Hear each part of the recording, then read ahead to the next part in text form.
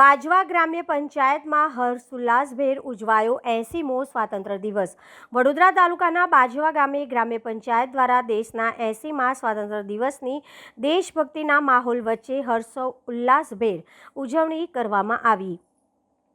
રાષ્ટ્રીય પર્વ નિમિત્તે ગ્રામ્ય પંચાયત ખાતે ધ્વજવંદન કાર્યક્રમનું આયોજન કરવામાં આવ્યું હતું, જેમાં ગ્રામજનો, યુવાનો અને વડીલો મોટી સંખ્યામાં ઉપસ્થિત રહ્યા।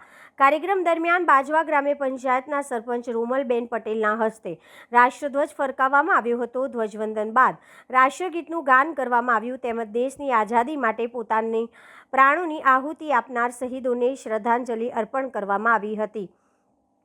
ઉપસ્થિત સૌએ રાષ્ટ્રપ્રેમ અને દેશની એકતા જાળવી રાખવાનો સંકલ્પ વ્યક્ત કર્યો હતો।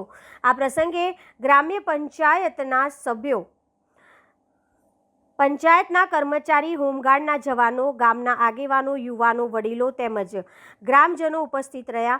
સૌએ સ્વાતંત્ર્ય સેનાનીઓના બલિદાનને યાદ કરી દેશના વિકાસમાં પોતાનો સકારાત્મક ફાળો આપવાની પ્રતિબદ્ધતા વ્યક્ત કરી હતી।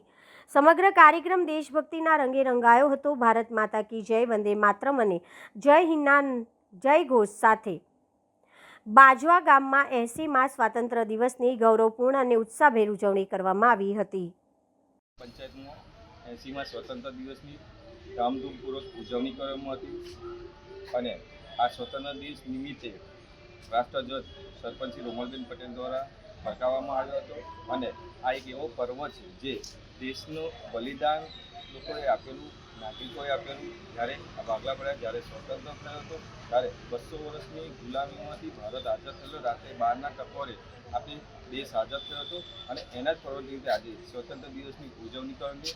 આ સ્વતંત્ર દિવસની ઉજવણીના ભાગરૂપે બાજવા ગ્રામ પંચાયતે તમામ આપણે નાગરિકોને બોલાવ્યા હતા। તાલુકા પંચાયતના સભ્યો, પંચાયતના સભ્યો તથા ચૂંટાયેલા પ્રતિનિધિઓ, ગામ આગેવાનો તથા તમામ નાગરિકોનું આહવાન કર્યું હતું। તમને તમામને આમંત્રણ આપ્યું હતું અને આમંત્રણને માન આપીને આજે બાજવા ગ્રામ પંચાયતમાં આજે સ્વતંત્ર દિવસની ઉજવણી કરવામાં આવી।